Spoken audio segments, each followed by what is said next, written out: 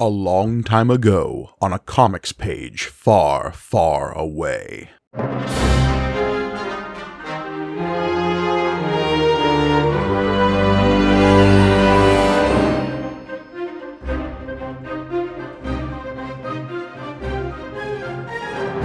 Greetings and welcome to May the Panel Be With You, the Star Wars comic book show brought to you by the Punch-Up Entertainment Network. I am your humble host, Mike Gargoni, and joining me, as always, that one red guard to my one other guy with a red robe that has a weird hat on, you know, the one standing in the background, it's John Campbell. I love all my favorite Star Wars characters are guys who are like, you know, the one guy, not that guy, no, not him, the one next to him. Hello, everybody. I'm coming to you from a new relocated Rebel base. It looks like the old Rebel base, except everything has been, like, mirror swapped to the left. Basically, yeah. It is just reversed where the window in this apartment is. Which, of course, is my natural source of lighting. This place is lousy with windows, so... Hey, we love some natural light for you pale, pale nerds out there.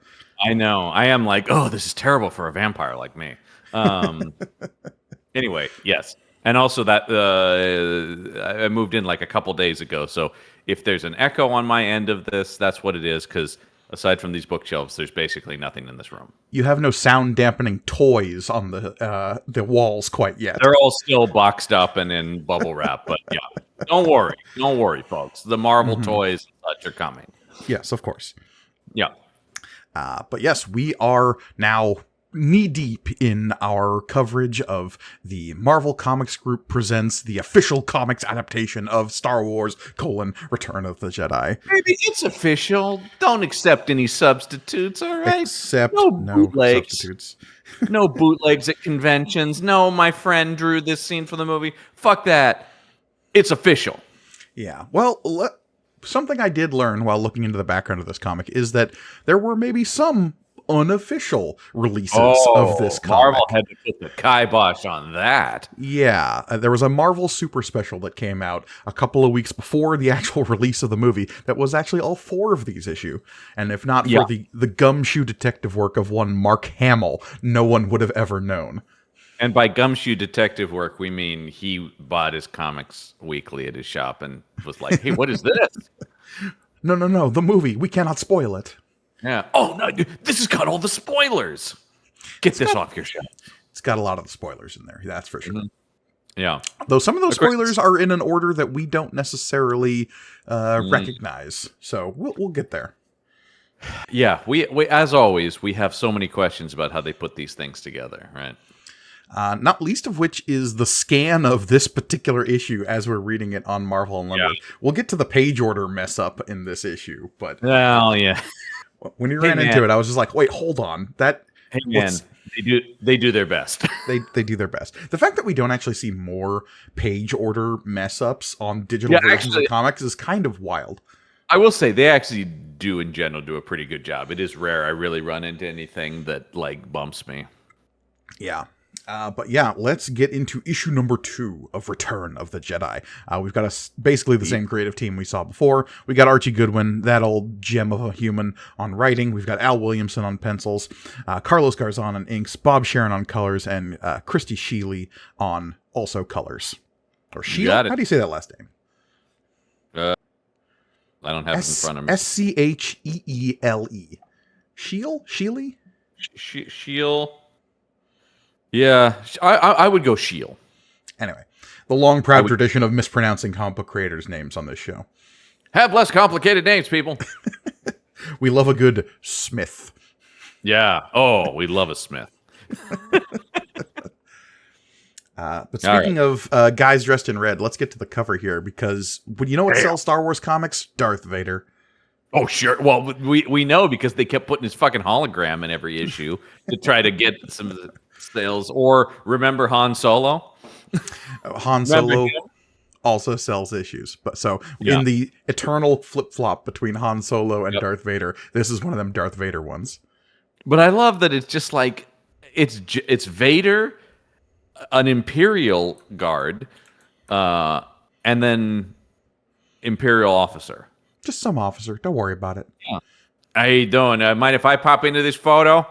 So something that I started noticing that I like could never unsee once I started seeing it is in Star Wars Rebels. Obviously, we're in the era of the Empire. The Empire are the bad guys.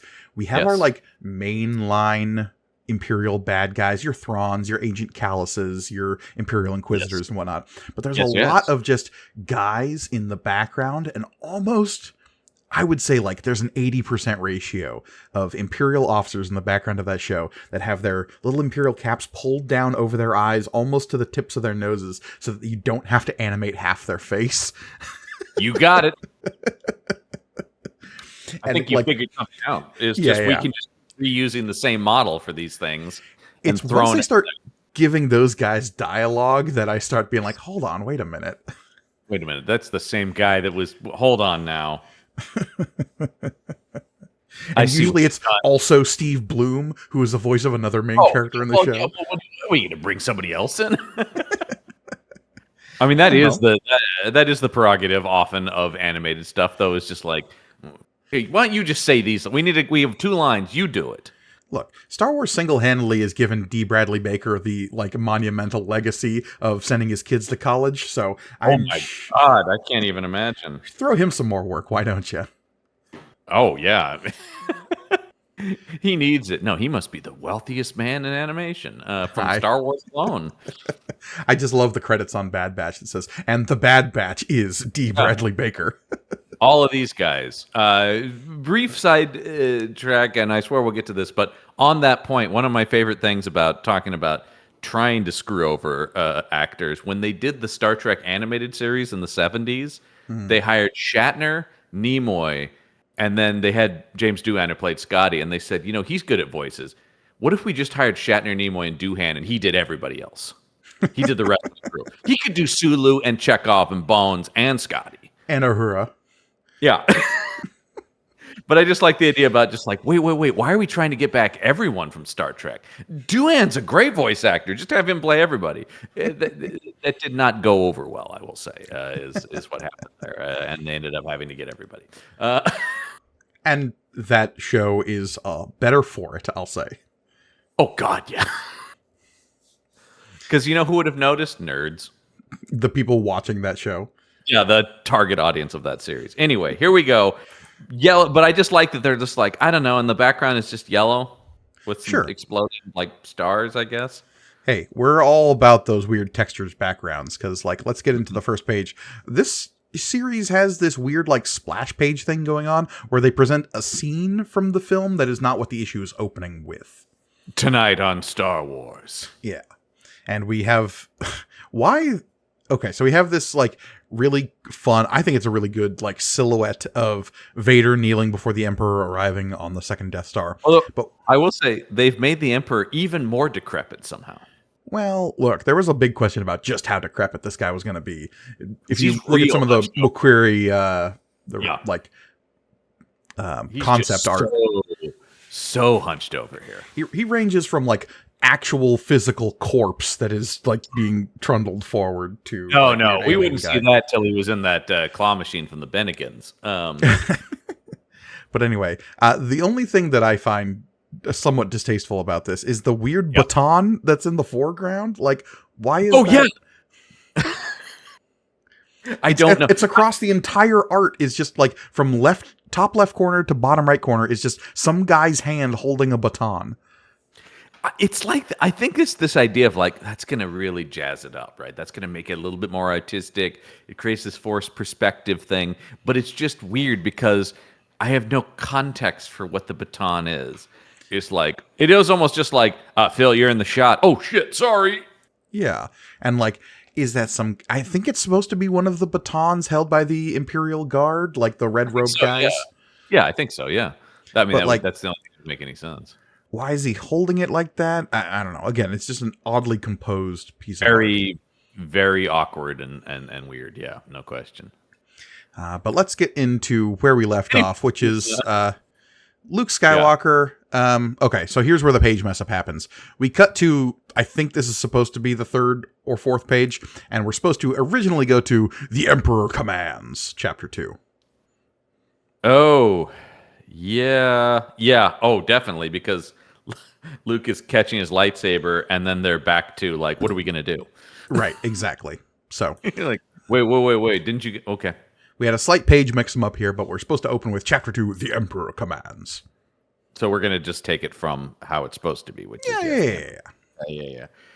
I will say, boy, this starts out intense with the hour of execution. Because remember the plot of Return of the Jedi? Last we left our heroes, they're about to get pushed into the Sarlacc pit. Yeah, this seems like bad news, guys. I'm real worried about our friends. Again, let us reiterate a little bit. Luke's plan here makes absolutely zero sense, but it works out, so it's fine. Well, Luke's plan, as it were, as it ends up happening, the improvised plan seems like it could be the only plan, and it counts on a lot to go wrong in the right way. Yes, precisely. Which is why R2-D2 has his lightsaber to begin with, I think. Yeah. I there's a lot of questions about it. They do seem really ready for it to have broken down exactly like this. Right, exactly. So anyway, Han's got the talkbacks at Jabba here as 3PO's translating, and Luke has his ultimatum here. This is your last chance, Jabba. Free us or die. Which is, once again, super badass. Luke at the beginning of Return of the Jedi just rules. And, yeah, tell that slimy piece of worm-ridden filth he'll get no pleasure from us. Though the little quip here at the end of Han going, Joey, am I facing the right way? Yeah, hold on. What? Oh, shit, I was... sorry. That wasn't aimed at you. I don't know you. Jabba, you son of a bitch. Anyway. Yeah, and so then let's see. Then it goes to... Then we have to go back a page. Yes, we have to go back a page. And once again, Jabba speaking English, or basic as it would be here. Always weird. Always weird. Never not weird. Never not weird. Anyway, like, everyone's laughing. In my head, I don't know what voice, like the idea of him going, we'll see if you're... That just... even though that would be what he... Weird. You can't imagine, because it's always... It has to be like... Yeah, we'll see if you're right, my young Jedi friend. Yeah, put him in. It was supposed to be Edward G. Robinson. The little known fact. Yeah, say... Yeah. Look, I'm gonna get that Han Solo. If we've got our Capote the Hutt, we clearly also need a Edward G. the Hutt. Yeah, Edward G. Hutt. Yeah, say. Yeah, I run the city. See. Yeah. So anyway, Luke, don't worry, he's got a man on the inside. It's R2-D2. He's gonna shoot that lightsaber out of his head, and Luke's gonna catch it. And then what's this? Lando has been one of the guards the whole time. I do like, once again, because Han is blind, you have the lightsaber being shot to Luke and Chewie going, Varrock, and Han just going, hey, what's going on? Something happening? Yeah. I mean, that is sort of the scene, is Han Solo flailing around for most of it. Yeah, which I think I'm definitely not alone amongst Star Wars fans of going, maybe not the greatest call, especially for the Boba Fett of it all. I mean, it was played for comedy, right? It's more of a slapstick action scene than a like super intense action scene. It's just more so after the fact, as Boba Fett became so important. Like, you want that like real deal, like spaghetti western duel between them, right? Like, if you want Han and Boba Fett to throw down as the gunslingers they are. But in the movie, at least, this comic, it plays out a little different. In the movie, he just swings around, not even intentionally hitting his backpack and sending him careening off. Boba Fett, where? Oh, what? He's dead? All right. Yeah. Well, that worked out. Jumping back ahead a couple of pages. Yep, we've got Lando. He's throwing people into the Sarlacc pit. And then what's this? In the lead, it's Boba Fett taking action. I mean, even the comic is making Boba Fett more badass than he is in the movie, right? But he is just like, it's go time. I mean, we've talked about it from day one. Boba Fett was always like front and center for like marketing and like storytelling. Like, people knew how badass and cool Boba Fett was right out of the gate. The look of him, the way he talks. But then the movies just do not back that up textually. It is so strange that it is almost like literally everybody else being like, George, don't you see what you've created? And him just being like, I don't really care. It's not really about Boba Fett. People are just like, but he rules. Yeah, it's weird. It's very weird. Yep. So while the chaos is broken out, Leia chokes Jabba the Hutt to death. It's kind of like quick and anticlimactic, honestly. Yeah, because I mean, the movie, you really watch this son of a bitch go down. Like, you watch her Right. choke the life out. And of course, the classic. And by the way, if you haven't, folks, look up Bill Hader's impression of Jabba dying because it's perfect with the tongue going Bill Hader's specific Star Wars impressions are amazing. He does a great Tauntaun. He does a great dying Jabba. I'm sure there's got to be a super clip out there somewhere. Of There definitely is. There definitely is. I mean, and he worked on some of the sequel movies as like background vocals and Totally. sounds. So yeah, Leia's choking him to death, and yeah, we don't even get like the light going out of Jabba's eyes. We just get some narration here that says, even as her monstrous captor quivers and dies, the rebel princess finds herself still bound to him, escape still tantalizingly beyond her grasp. I actually find this is another example of, and of course, I don't know why you'd be reading it yet, but if you hadn't seen the movie, all of this is kind of hard to follow without and let's say it's not telling the story in a visually very, very exciting way. It kind of is undercutting a lot of the action. There's a lot of like, this guy moves here, and then a lot of prose going, and then they did this and this and this. And then, but if I'm just looking at the panels, you're like, okay, there's not a lot of action. Well, I think these bottom three panels are a pretty good example of that. So we cut from Leia, still chained to Jabba, to Luke on the sand skiff, confronting Boba Fett. Out on the skiff, bounty hunter and young Jedi face off, when a blast from the massive barge deck gun rocks the smaller craft. So what we cut to is a scene of Luke standing over two goons that he's defeated and Boba Fett staring him down. Then the next panel is a blast from seemingly nowhere on the skiff as a shadowy figure is flung off of it. We don't know who that shadowy figure is. We don't know where the blast came from.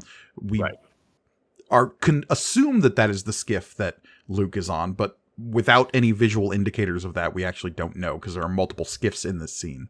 This is what I'm talking about. There's not a lot of, when I say action, there's people in action poses, but there's not a lot of clean. You look at really good comic book artists, and there's a lot of clean, fluid motion from right? I mean, ideally, it should carry panel to panel, right? And you're just like this to the. I mean, it's similar to film editing, right? We had back when we were doing interviews with comics creators. I always remember we talked to the great Joelle Jones about this, and she told us that one of the things she did to really learn comic book art was she would watch scenes from movies and just pause and like, okay, what are the 6 frames that tell the story of this scene? Totally. And I think that's a really smart way to look at. You look at something like any of the Star Wars movies. The Star Wars movies, one of the things that's great about them is they're all very cleanly shot. They're not very stylized in their camera work. They're very classical framing. And so all the action is very crisp and easy to follow moment to moment to moment as a visual piece of storytelling. And this comic is very jumbled up. And I think a lot of this, I want to put this not on the artists, who I do think are very talented. It is just the limits of, we have to tell this story across, 88 pages in total. As opposed to the other adaptations of the other 2 Star Wars films that had 6 issues apiece, Return of the Jedi only has 4. So we got to move. That's the thing about this. So it is just like, I'm sorry, we just don't have the page count to do the battle on the, the sand, the sail barge stuff properly. And that's a bummer. Because we cut to this last panel on this page, and it's Lando dangling off of the skiff over the Sarlacc pit, and the narration says, Boba Fett falls stunned. Boba Fett isn't in the panel. Yeah. You don't see Boba Fett. And once again, where did that blast come from? And also, they set up, like, once again, if you're thinking about it, you talk about that panel where it's Luke with the lightsaber and Boba Fett come at him, you're like, oh, shit. And then what? Where was the fight between them? Do we even get the moment where Luke hits his backpack with the lightsaber? He cuts his rifle in half, doesn't he? Yeah, that too. That's gone. Yeah, no. In fact, we cut straight from Lando is now dangling off of the skiff. We hear Han, because the voice bubble here says, Lando, it's Han from off panel. Lando, up here, it's Han. They can't draw me. But then we cut straight to a scene of Luke somersaulting through the sky, and then suddenly he's just on the sail barge. Trying to follow that as visual storytelling, you can't. No. We don't see where he's jumping from. We have to remember the page before to we don't see him start that jump. And then we have to kind of assume where he's landing. The captioning here says, as the gambler and the original owner of the Millennium Falcon shouts, Luke Skywalker is already moving. As the damaged skiff careens momentarily closer to the sail barge, nothing. Landing high, somersaulting forward, nothing. To land amid enraged and determined enemies. Yeah, and all of a sudden there's a ton of guys around, and there's no the background is just white. Yeah. One by one, they fall to the flashing lightsaber, but others appear to take their place, and the deck gun keeps firing. You're also missing one of my favorite moments. And once again, I understand that they have to cut stuff, but the moment where the Sarlacc tentacle is grabbing Lando and Han has to shoot it, and he goes, "Aren't you blind?" Great. Well, a lot of the comedy and character stuff has to go out the window, right? It's, unfortunately. Yeah. The stuff that really endeared you to these characters. Well, and we'll get to it in later issues, but like a lot of the Han quips in and around the Endor stuff are just gone. Han is not interesting in this at all. If you take away, because people have, and Ford even brought this up, like Han doesn't do a ton in Return of the Jedi, but his personality is what makes him fun in it, right? It is his reaction to stuff. And so when you lose that, you are like, hey, why is this guy here? And I say this as someone who loves Han Solo more than any other character. So, and also, like, okay, so you get this moment, a cool pose of Boba Fett with his rifle, and Chewie appears to be right behind him. And I'm like, well, why doesn't Chewie grab him? I don't know. It says, a growl from Chewbacca alerts Han. Desperately, he swings the spear being extended to Lando, but it does nothing. I don't remember this line in the movie. You interfering blind guac? Gawk. You're next. Yeah, and again, like, this is putting some... That's a real Saturday matinee villain line there from Boba Fett. Ignoring the blinded Corellian's wild attempts to strike again, the bounty hunter re-aims at what he considers to be his most dangerous foe. Luke Skywalker? Caption doesn't actually say. Anyway, when the spear suddenly strikes his rocket pack, harmless enough, except the contact ignites it. The man who sold his service to both Darth Vader and Jabba the Hutt soars high and falls far into the Sarlacc's, to the Sarlacc's pleasure. Gross. Yeah. I don't want to ever read Sarlacc's pleasure. Yeah, and anyway, Chewie then lets out a rock, and blind Han says, I did that? Wish I could have seen it. I don't think he says that in the movie. Yeah, nope, he doesn't. And he says, Boba Fett, where? Then swings around and hits him with the spear. I mean, watching the movie, he seems almost unaware that he's killed Boba Fett. Or at least seemingly, of course, as we know, seemingly killed Boba Fett. So they are still getting fired on by the deck gun. R2 shows up to free Leia, which he does. Mm-hmm. And then Leia also saying, thank the Force, it was you who found me. Let's get out of here. I think in the movie she just says, thanks, let's go. Well, I think this is a prime example of, and we talked about this in Empire, probably a lot of Carrie Fisher crossing out, like, don't need to say that. Don't. Like when she says R2, it's like, yeah, we know it's R2. Yeah. And Ford is famous for doing that, for always taking dialogue out, because he's just like, that could be a look, can do that. So I do think we are looking at some of the overwritten script in this as well, when you're just straight adapting that. Yeah, I mean, because I'm sure some of these lines may have even been in here. That, like, I did that, I wish I could have seen it. And Ford probably being like, yeah, I can just sort of play that. Mm-hmm. These are people who understand how film acting works. Back on the barge, Lucas slices his way through guys. He's killing so many dudes. He gets shot in the hand. For some reason, we spend a whole panel being like, remember, he's got a robot hand. Which is such a minor thing in the movie. Like, it's just like, oh, look, okay, yeah.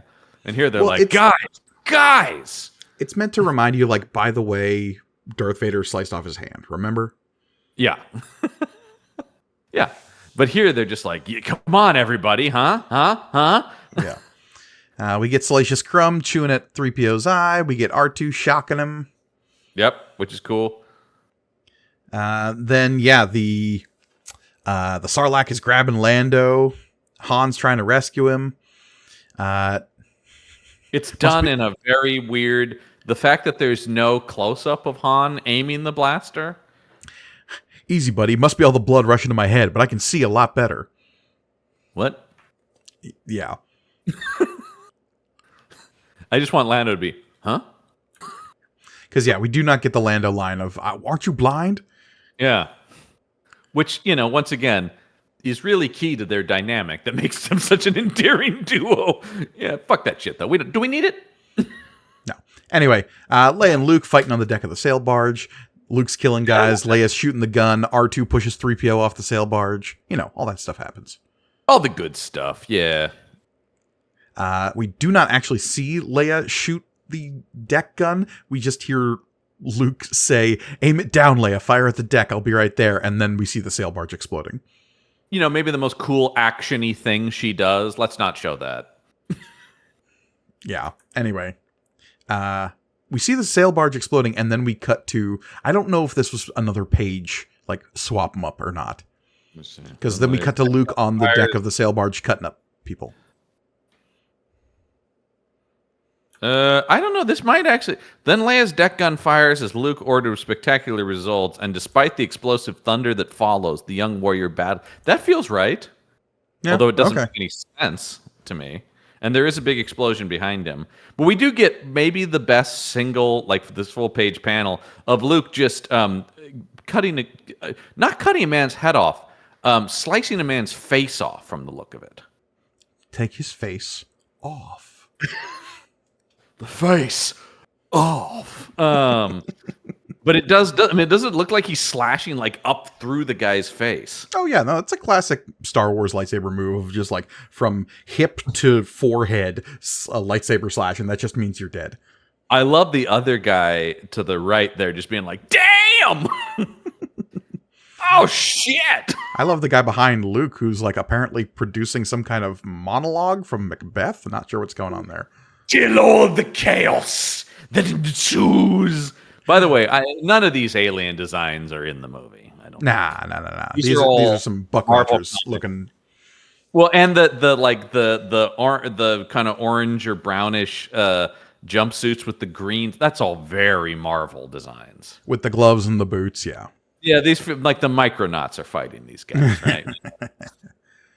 And then then there's just the guy closest to us being like, "I'm out of here." So we do get the Lando. Wait a second, I thought you were blind, but Han's rejoinder here is Lando. I'm better, trust me. Yeah, they've actually so all of this is in here, which I was saying it wasn't. It is in here, but it's weirdly cross-cut in a way that you're like, all right, but now there's weirdly too much of it. Like it makes it seem like Lando is hanging here for like 10 minutes. But they rescue him, so it's fine. Yeah. And so they shoot him. Luke grabs Leia, which is, of course, has to be in here because that was a big like promotional image of them. Oh, that's a trailer shot right there. Yeah. Yeah, absolutely. And so there they go. And then everybody's like, hey, and Han's like, hey, thanks for saving me, everybody. And let's get out of here. Totally unconcerned with the power vacuum this is going to create in the criminal underworld of the Outer Rim. Don't worry about it. I mean, there's a lot of stuff where it's like, hey, that's not our Star War, folks, Yeah. That's to be whatever. Of course, that's immediately the thing where I'm like, that's the movie I want to make. She's like, okay, Jabba the Hutt is dead. The vacuum of power in the criminal underworld explodes. I mean, I think that's, based on at least some of what we've seen, going to be a little bit of what Mandalorian and Grogu's about, right? Maybe, because I don't know. We're getting Rada the Hutt as a main antagonist in that, and there was a little bit of that in the Book of Boba Fett, but like not quite enough for my tastes. But Book of Boba Fett, as we've talked about, I love the individual parts of it, but it did feel like that show got a lot of stuff dumped on it that had to do heavy lifting.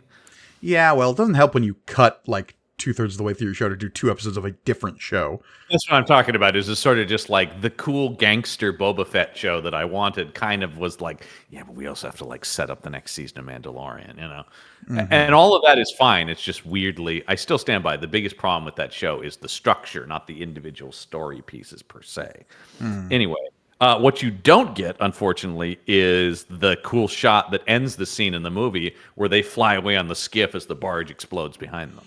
Right. We just have a flaming barge and the droids getting picked up. The droid's just standing there. It's silly to me. It doesn't look right at all. Is that any sillier than them like upside down in the sand getting grabbed by the weird magnet thing?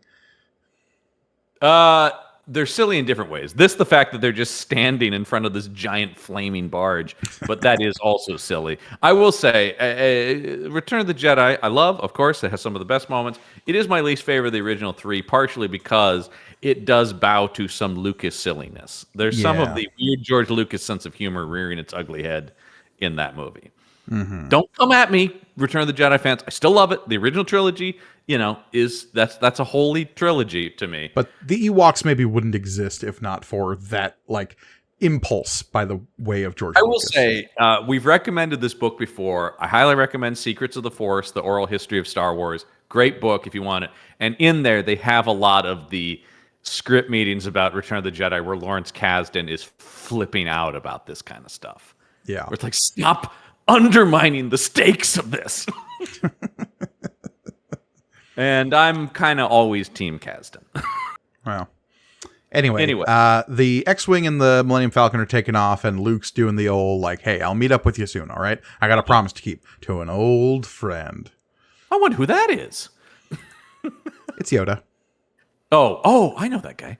But anyway, we got to cut back to the Death Star 2. Yes, of course we do, because it's time. It's been too long. We got to check in with our baddies.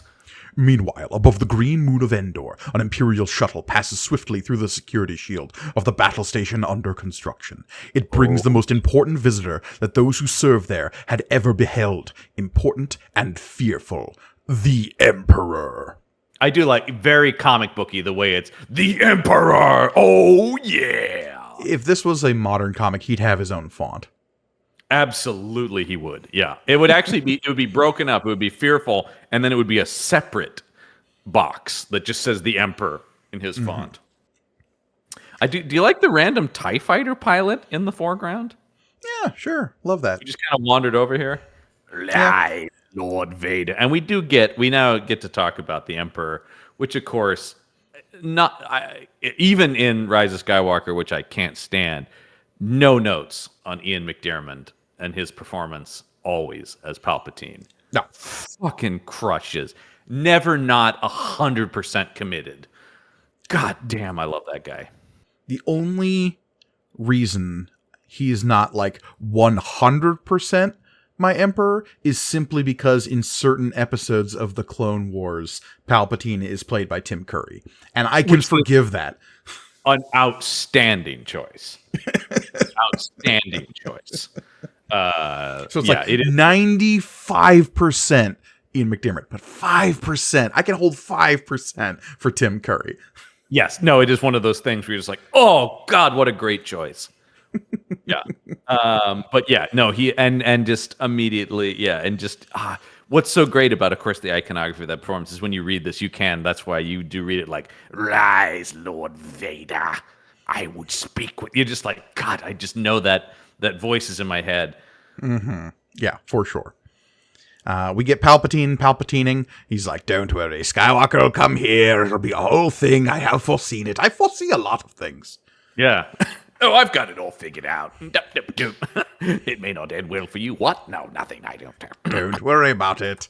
Yeah, don't worry. Everything is proceeding as I have foreseen. This scene actually goes on longer than it does in the film because the scene ends with everything is proceeding as I have foreseen. And then we keep moving with the Emperor and Vader to a scene we get later in the film. Yeah. I think just them realizing that it works better for the pacing in the movie, right? When they were editing. This is the like Emperor being like, "Hey, send the fleet to the other side of Endor. The rebel fleet massing near Sullust. Don't worry about it. One of these days they'll come to us, and then we will crush the rebellion forever." Yep. This is all good stuff. It looks great. The drawing of it. I love, once again, the Williamson art. Oh, no. Wait, is this Al Williamson? Yeah. Okay, yeah. We have so many. The shimmering nature, both him and the colorist and inking, the way that the helmet looks shiny and stuff, we never see that in the normal comic, really. Not Right. to this extent. Like the gleaming, oh, it looks so good. We do get a couple of weird touches of 80s coloring, which we just can't escape in this era, like the purples and pinks and magentas that are splashes in the darkness. The Emperor's hot pink chair. I don't remember that being the case. I love pink. I just love it. It's my color. We get those weird advisors in their funny red hats standing in the background. Actually, it's Breast Cancer Awareness Month on the Death Star, so I thought, out of solidarity, I'd put the chair in pink. Hey, everyone. Emperor Palpatine is an ally. Yeah. Look, man, I may be a Dark Lord of the Sith, but, fuck cancer, man. Worlds away on the gloomy frog-shrouded planet called Dagobah. Mm-hmm. We get a real... once again, everyone's a little more decrepit. I know Yoda is actively dying in this scene, but still his like... So, here's the fun part about this comic book. Yeah. In the movie scene, Yoda is actively dying. Yoda doesn't die in this book. Yeah, okay, here's the thing that is weird about this. You start to go like, well, why is that? Was that decided later in the movie? I don't know. Like, that would seem strange to me that he wasn't going to die, and then he does decide they do decide that he should die. So we have this interaction. Most of the scene in the movie plays out with Yoda having like gotten into bed and is like slowly beginning to fade. He's coughing. He's like becoming more stilted in his speech. In this, he's sort of still hoveling around his hut. He's talking to Luke, saying like, "Hey, you're strong in the Force." But he's still saying the lines, "Twilight is upon me. Soon night must fall. This is the way of things. The way of the Force." Soon will I rest. Yes, forever sleep. Earned it I have. And Luke saying, "You can't die." But yeah, instead of him dying, which, has an emotional impact, here he just goes, "I'm going to die. Soon-ish." Inevitably. We all die. I know, you just start to go like, well, what do you mean by that? Now or like 5 years from now? What are we talking? What did the doctors say, Yoda? Because in the movie, it's like very clear, like Yoda is actively dying. Right, and that's dramatically important, right, to the scene. It's the culmination of that relationship is that he actively dies. And here it is just like, I don't know. Like I said, this Yoda could have another decade left for all we know. I mean, this guy's 900 years old. What does he mean by soon? At no point does Yoda in this scene in the comic book like lay down in his bed. No, that's the thing. It just, I don't, that's why, this is another example though, where I'm going like, so what are they adapting here? What are they looking at that has this? And I can't imagine that was like you know what?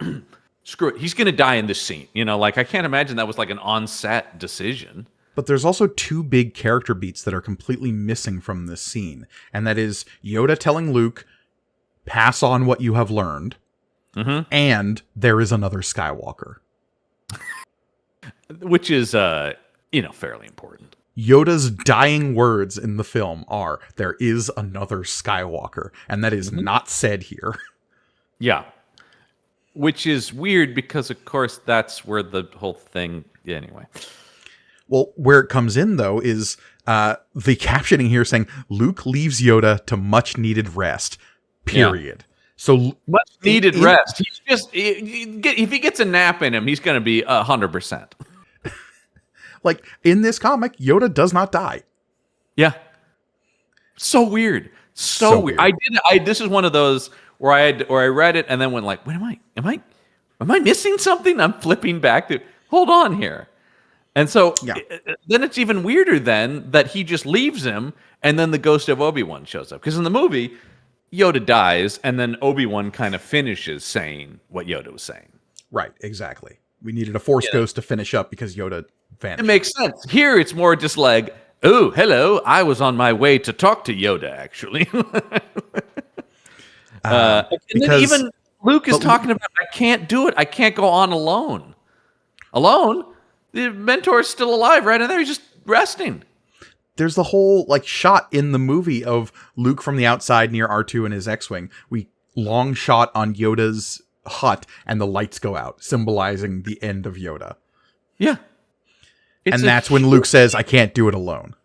It's a hugely important turning point for the main character of the story. And it's just not here. Yeah. No. Yeah. And then it's just like, oh, and then wait a minute. What is he? Okay, yeah. Last of the Jedi you will be. He doesn't say the thing about the other. So the whole thing about Ben, why didn't you tell me? I guess it's Vader that he's talking about. Yeah, he said, Ben, why didn't you tell me about Vader being his father? Because earlier in the last page, we have a version of the scene in which Luke is like, did you know Vader was my father? And Yoda being like, I did, but if I told you, like the fact that he told you is unfortunate. And Luke being like, unfortunate that I know the truth. And this has always been the script trying to backtrack that it made no sense. But right. And look, it doesn't make Star Wars any less great, but it is always one of those things where it's like, yeah, that this plan was not set in motion. And so suddenly he's just like, that's why I didn't. Oh, I mean, the whole scene here with Obi-Wan was inserted late in the game to try to make sense of all of this. Yeah, because it's anyway. And I will say, they don't cut a word of this. He is yakking on and on in this comic. Oh, and he's adding stuff, and like I think there was definitely some editing happening the day of with this. Always pare it down. Guinness going, do I need to say all this shit? And also, I know I'm a ghost, but I'm going to sit.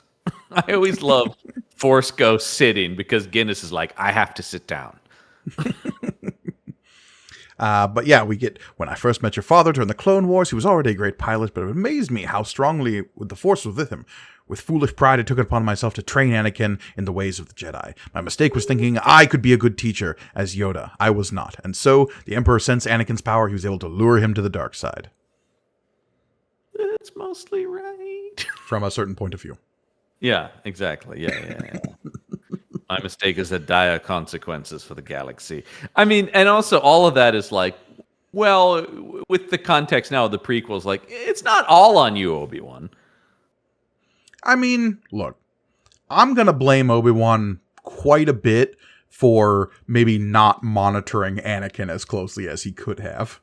I think that's fair. I think negligence is more on the part of it. But, I mean, technically, didn't Qui-Gon get the whole ball rolling on this? Qui-Gon got the ball rolling, but Obi-Wan agreed to keep going.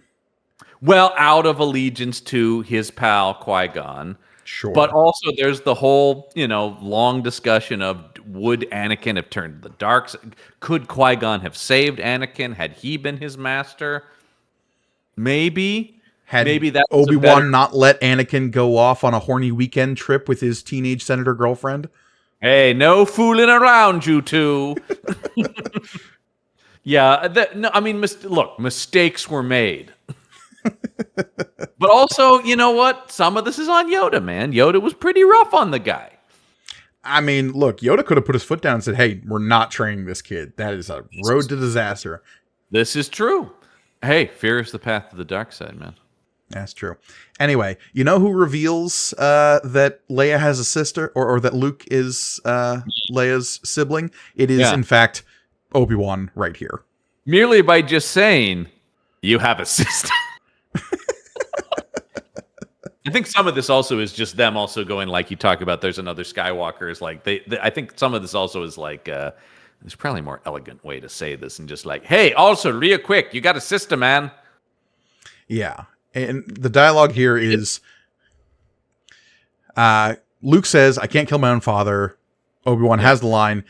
In the movie, it's the Emperor has already won. In here, it's then the Emperor has already defeated you.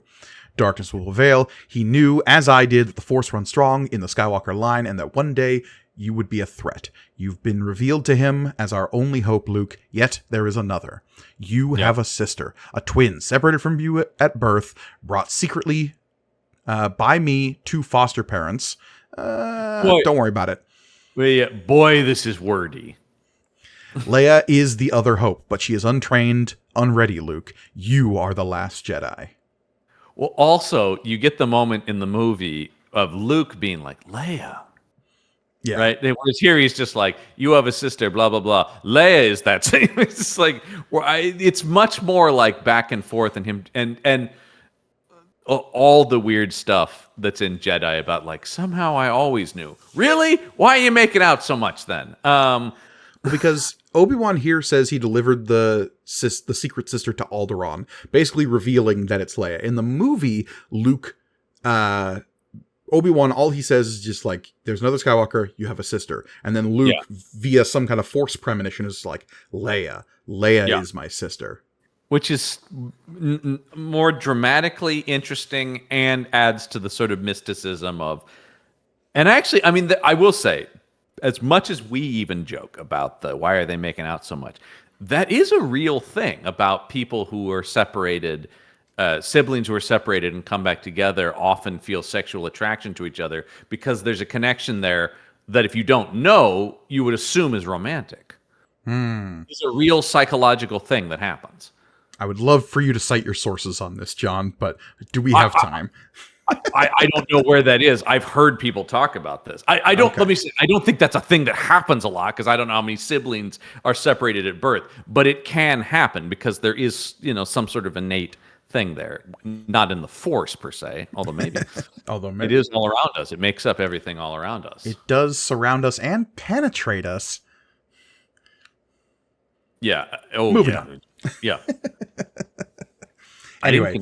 I didn't consent to that Force, is all I'm saying. But Luke is saying, hey, if Vader gets his hands on Leia, she'll be destroyed. I have to be the one to kill Darth Vader. So Luke is coming to this decision right now because of the information about Leia, which is not a thing that happens in the movie. No. In fact, the whole thing in the movie is that he, is like, no, I won't. Vehemently is like, there is good in Vader. Yeah. I can sense it. Right. Which is what, I don't know, I would argue makes him a hero, but, hey, I don't know. No, Luke is the stalwart paladin, yeah. So, like... That's why we love Luke. That's what we love about him. Anywho, Obi-Wan says, your feelings serve you well, but bury them deep, or else they may serve the Emperor. Yeah. Bye. Bye. And then, the issue was over. I will say, the idea that this was initially published as one volume makes sense because both of these cliffhangers have just been like, and then the comic stops. But we've got some really nifty pinup sections. We got our good old Boba Fett here with some pirate boots. Yeah, aside from the pirate boots, I'm not going to complain about an image of Boba Fett using his jetpack. Fucking rules, always. I do want to ask. So, Boba Fett we know is a man of many pouches. Oh, so many pouches. He's also got quite a few pockets on those pants of his. He's wearing full-on cargo pants that are specifically drawn as those pockets are full of something. There are some full pockets here. But they're clearly like rectangular somethings. What are in those deep, deep pockets that Boba Fett's got right now? I'm going to say the one on the right, I am calling it right now, is a Nintendo Switch. Look, sometimes you get bored out here and there's a lot of time between bounty jobs. Just got the Pikmin 1 and 2 remake and the nostalgia. Could you imagine like Jabba the Hutt saying something to him? He's over in the corner going, God damn, I'm sorry, what was that? Oh, damn. I just get so lost in this thing. Playing Pokemon over in the corner. That's a good. Yeah, I will say it is a weird thing, the amount of pouches and stuff like that, because obviously with a character like a Cable or a Punisher, you're like, there's ammo, but there's not really ammo in the way we know it in the world of Star Wars. So he's not carrying power packs. Like that's a thing you got to slap into your blaster every once in a while. Which I will say though, and we've talked about this in the comments before, they are real loose with. It comes up when they want it to, and then other times the blasters seem limitless. It exists because we needed a mechanical reason to reload in a video game, John. That's it exactly. And the story, like Clone Wars, will do it. The clone troopers, their weapons will run out when it is dramatically important for that to happen. I mean, the same can be true for a John Woo film. No, I mean, this is true. The ammo in general across action movies. Although I will say, I do think action movies have gotten better about that because they realized how cool reloading looks. It looks cool when John Wick has to slam a new magazine into his gun. Especially if he has to hold a guy down with the barrel of a shotgun while reloading it, which is one of the coolest things I've seen in a movie. All right. We got the Emperor's Royal Guard. Yeah, not super exciting. I will say, cool. The red guys. Yeah, they. One of the bigger missed opportunities. They never do shit in the movie. Yeah, they just kind of stand around. You want to see Luke fight them, right? I mean, the Last Jedi gave us that. Yeah. Which was rad. Which was legit. Praetorians, yeah. Amazing sequence. Straight out of a Kurosawa movie. We got the Millennium Falcon. Hey, look, it's the Millennium Falcon. There's a lot of stuff drift. I will say, there's a lot of like fire. I guess the idea is it's coming off the atmosphere. Yeah, and they're like flying. There's two suns. There's fire. Don't worry about it. Yeah, there's just a lot of flames going off it. And then can I talk about who's that guy? Well, that's Yoda, and I'm pretty sure... I recognize Yoda. I'm pretty sure that's the Obi-Wan Kenobi that we got from that flashback issue ages and ages ago. I think, yeah, that feels... Because I'm like, I mean, look, I don't need likenesses to be exact, but you could make him at least kind of look like Alec Guinness. Jesus. They're just this is some... Old guy. That's Captain Ahab. He just finished hunting down the white whale. Yahar. Yeah. Spoiler, he didn't make it out of that confrontation. That's why he's a ghost, John. The ghost of Ahab. The whale done me in. He's still hunting now I'm going to write the Moby Dick sequel where he's hunting a ghost whale. Ahab hunting the ghost whale. That's Ahab sailing a ship in hell, finding the devil whale. By the way, could you imagine the hubris of me going like, finally, I'm telling the follow-up that we've been waiting for. Moby Dick 2. 2 Moby, 2 Dick.